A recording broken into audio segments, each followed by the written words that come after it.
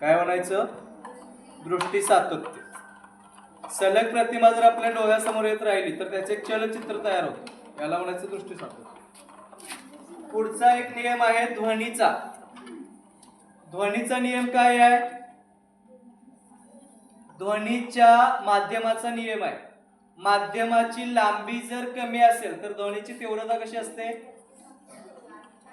जास्त असते. आणि माध्यम जर लांबी जास्त असेल तिथं ध्वनीची तीव्रता कमी, आणि माध्यमाची लांबी कमी झाली तर तीव्रता जास्त. ते आता आपण बघूया.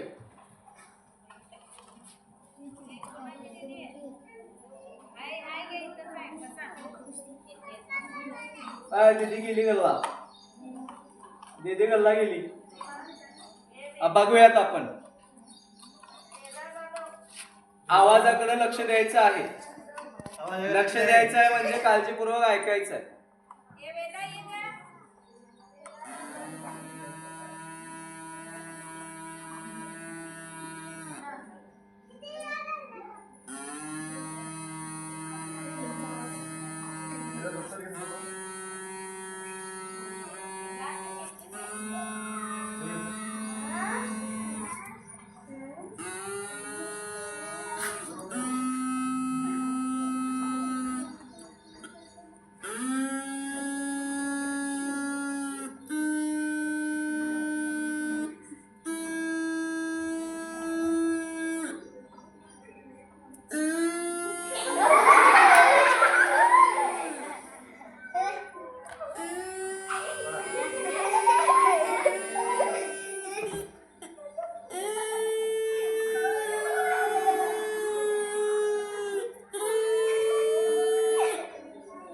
प्रत्येक वेळी आवाज वेगवेगळा आला म्हणजे जशी माध्यमाची लांबी कमी होत जाईल तशी ध्वनीची तीव्रता काय होते?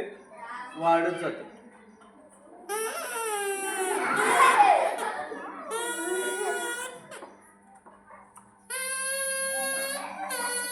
ओके, तर